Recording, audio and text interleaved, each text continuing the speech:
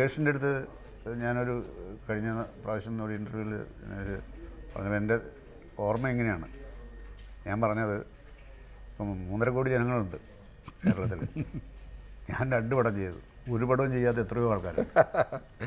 അതുകൊണ്ട് അതൊരു വലിയ ഇഷ്യൂ അല്ലാന്ന് ഞാൻ പറഞ്ഞു. അല്ല, ചെയ്യാത്ത സിനിമകളാണ് ഞാൻ മലയാള സിനിമയ്ക്ക് ചെയ്ത ഏറ്റവും വലിയ സേവനം എന്ന് പറഞ്ഞു.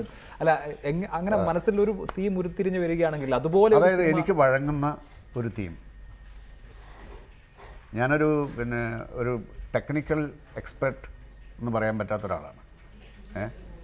അപ്പോൾ എടുത്ത് ഫലിപ്പിക്കലല്ല, അത് പറഞ്ഞ് ഫലിപ്പിക്കാൻ പറ്റുന്ന സിമ്പിളായിട്ടുള്ള പുതുമയുള്ള ഒരാശയം എപ്പോൾ വന്നാലും ഞാൻ ചെയ്യുമായിരിക്കും. അത് ഈ 2 അല്ലാതെ വേറെ എപ്പോഴെങ്കിലും തോന്നിയിട്ടുണ്ടോ പിന്നീട് എടുക്കാതെ? അങ്ങനെ അല്ല, ഒരെണ്ണം ഒരിക്കൽ തോന്നി. ശ്രീനി എൻ്റെ അടുത്ത് പറഞ്ഞു ഒരിക്കൽ, 2 കഴിഞ്ഞിട്ട് 3ാമതൊരു ശ്രീനി മറന്നുപോയതാണ്.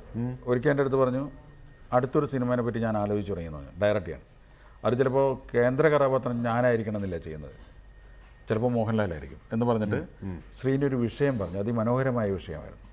പക്ഷേ ആ വിഷയത്തിന് അധികരിച്ചുകൊണ്ട് അത് ശരിയാണ്, അത് പിന്നെ അങ്ങ് വിട്ടുപോയി ശ്രീനി. അതായത് വിട്ടുപോയതെന്ന് വെച്ചാൽ അതിന്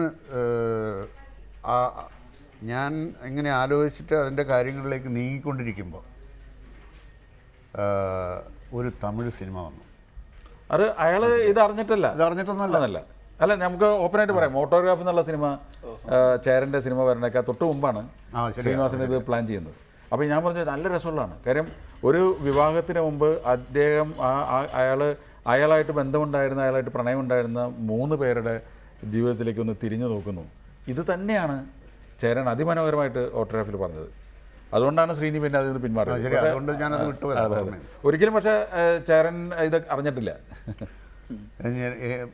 എനിക്കിപ്പോഴും ഒരു ചെറിയ സംശയമുള്ളതെന്ന് വെച്ചാൽ, ഞാൻ പറഞ്ഞ ഒരാൾ എന്നിടത്ത് ലീക്കായി പോയിട്ടുണ്ടാകുമോ എന്ന് പക്ഷേ നമുക്കത് പറയാം. അത് കഴിഞ്ഞ് അത് വളരെ പെട്ടെന്ന് തന്നെ അത് ചെയ്യും. അത് നല്ല തമിഴ് സംസ്കാരം ഉൾക്കൊണ്ടുകൊണ്ട് ചെയ്ത നല്ല സിനിമയായിരുന്നു ചേരൻ്റെ. അത്